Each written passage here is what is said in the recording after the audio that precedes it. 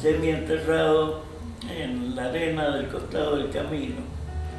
Y como yo era un chico del campo, una cosa como esa no podía dejar de llamar mi atención. Así que alcé el cuerno, lo llevé conmigo, lo empecé a trozar en pedacitos. La punta del cuerno tiene por dentro un agujero por donde se inserta lo que sería lo que alimenta al cuerno. La cuestión es de que yo fui cortando pedacitos y haciendo al principio anillitos, después anillos, después unos anillos más grandes. Pero eso lo cortaba con la sierrita ya. Sí. Porque Sí. había aprendido en la escuela a usar la sierra de calar, que es la que todavía usa.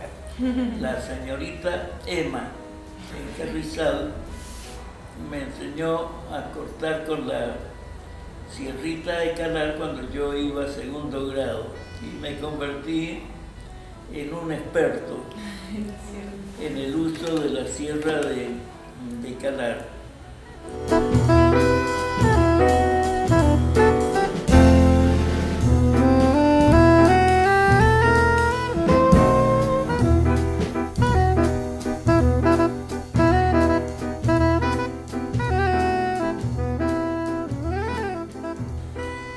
Acá estaba un alumno,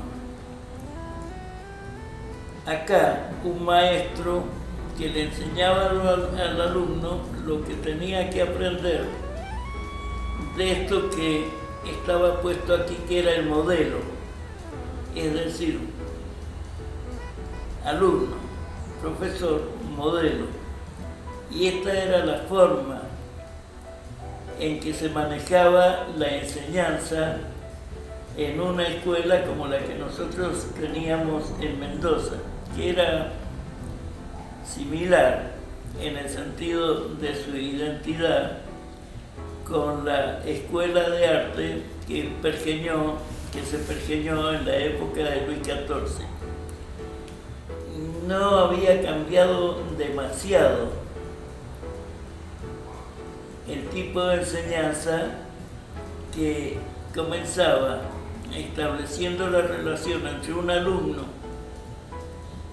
un modelo y un profesor. Y el profesor enseñaba lo que el modelo tenía de enseñable. Esta era la forma de trabajar en la escuela de arte. Recién hubo un cambio en la manera de enseñar en la escuela de arte cuando yo contraté a Carrieri, que era profesor en San Juan.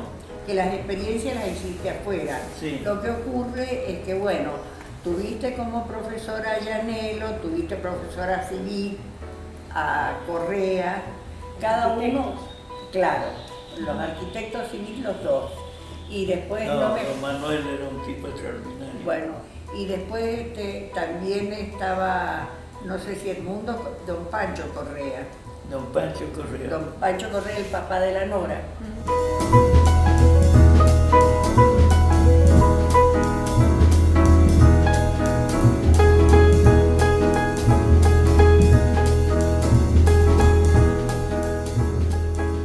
Lo que yo me propuse con la Cátedra de Artes Aplicadas era hacer lo que la universidad enseña, pero no utiliza. Ahora, yo me acuerdo esa vez que querían financiar un viaje y no tenían plata y les enseñaste a hacer batik y vendieron las telas y después les enseñaste a hacer collares y claro, todo el mundo hacía collares.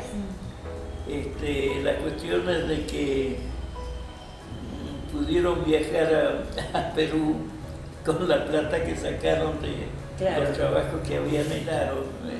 La universidad enseña muchas cosas, o mejor dicho, no utiliza lo que enseña. Y lo que yo hice en Arte Aplicada fue justamente utilizar lo que estábamos enseñando. Y tuve un éxito bárbaro desde el punto de vista en la respuesta así de los alumnos y de la gente. Fue la primera vez que establecimos un puesto en la avenida San Martín.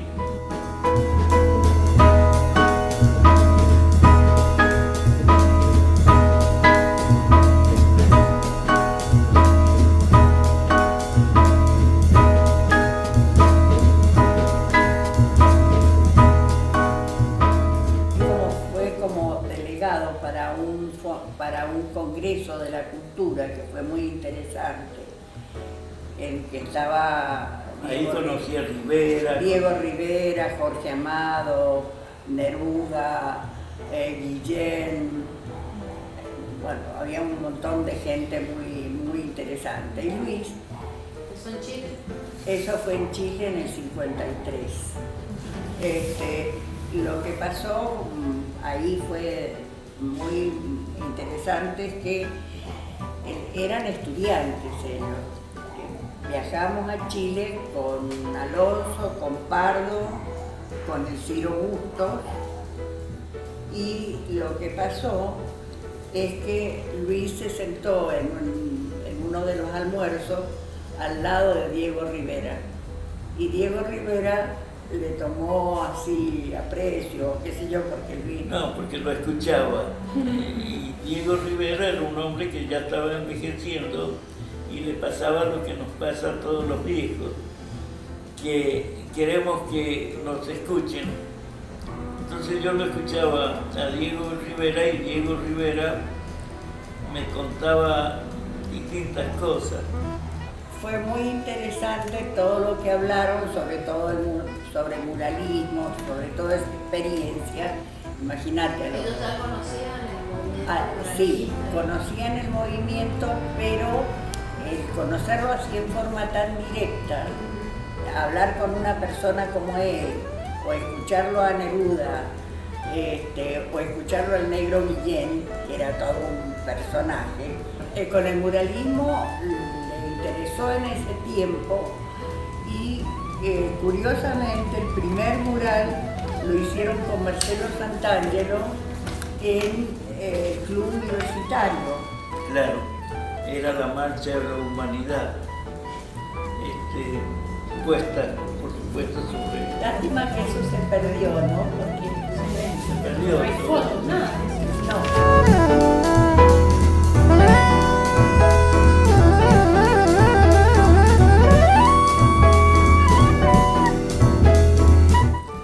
En Chile, nosotros habíamos ido con limitaciones económicas bastante fuertes y nos encontramos con que había 3 muchachos que venían a lo mismo que nosotros de Brasil, pero con una disponibilidad económica muy superior a la que teníamos nosotros.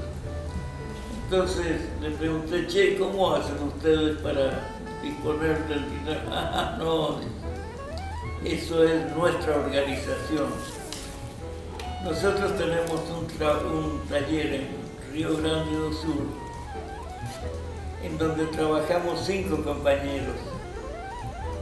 Ahora hemos venido 3, 2 se han quedado trabajando en el taller. Una vez por mes nosotros publicamos un grabado, y ese grabado lo entregamos a un grupo de gente que nos lo compra. Y eso es lo que hace que nosotros tengamos una disponibilidad económica como la que ahora a ustedes les sorprende. Era una disponibilidad producida por los grabados que vendían estos muchachos al grupo de gente que les compraba todos los meses lo que habían venido haciendo. Cuando yo volví a Mendoza, volví entusiasmado con la idea de que hiciéramos acá una cosa similar. Entonces decidí yo hacerlo. Ya que nadie quería tomar la idea, tomé yo la idea, hice un grabado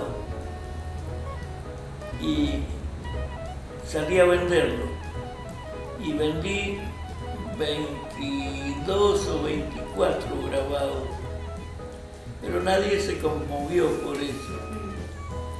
Era Los Cañeros, se llamaba. El linóleo. El linóleo. Sí, en toda la primera época de nuestro grabado fue el linóleo por ser un material accesible. Además, Celí y María Luisa, mi hermana, me compraron una plancha de linóleo grande, como de 1,5 metros por otro 1,5 metros. Yo lo corté en trozos y los ofrecí esos trozos a los compañeros. Es más, yo en aquel tiempo hice mucho más grabadores con un sistema tan rudimentario como el que practicábamos. Hice mucho más grabadores que la Universidad Nacional en todos los años que seguían, venían siendo grabados. Y además se fabricaba con el Sí. tricanto, con las Fabricaba agujas los aquellas. tricantos, que no eran gubias sino tricantos, con unas agujas alemanas que había conseguido, triangulares, muy lindas, y con eso hacía los tricantos. Hice como, qué sé yo, como 100 y pico. Sí, pues yo digo que Luis nunca puede pensar en unidades. Siempre piensa en centenas o miles. No, bueno, es que no. Ahora había- le repartió a todos los linóleos y los tricantos. Cuando pasó que Los Cañeros no dio el resultado que yo esperaba, Era el, hice otro grabado, La Vuelta al Trabajo, y vendí de ese grabado 54 copias. Cuando los compañeros se enteraron de que yo había vendido 54 copias de ese mes, tuve 7 grabados que me trajeron para que yo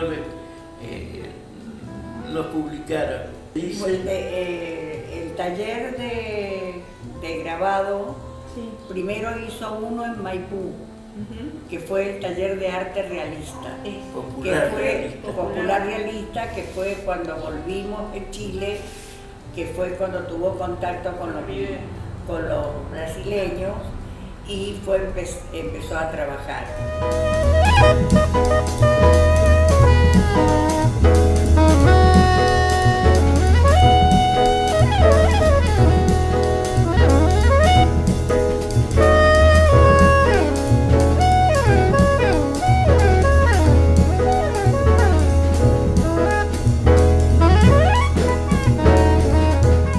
Cuando empezaste a experimentar con la forma, yo creo que eso partió, por lo menos lo que vos me has contado, cuando Sergio una vez te trajo algo de Matisse con respecto a collage que hacía Matisse.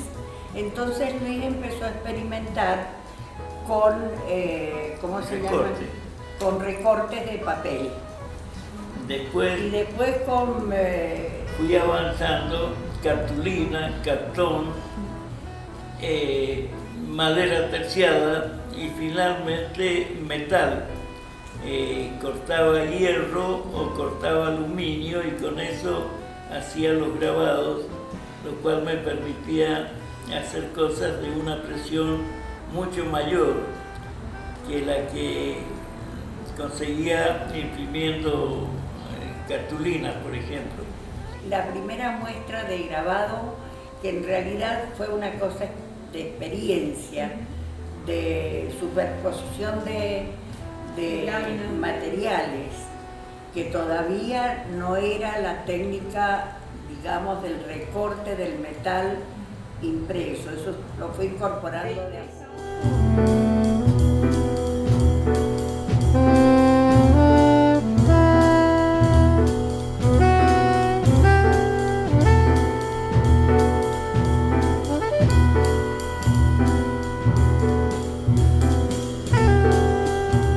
Sí, pues yo digo que Luis nunca puede pensar en unidades. Siempre piensa Sí. en centenas o miles.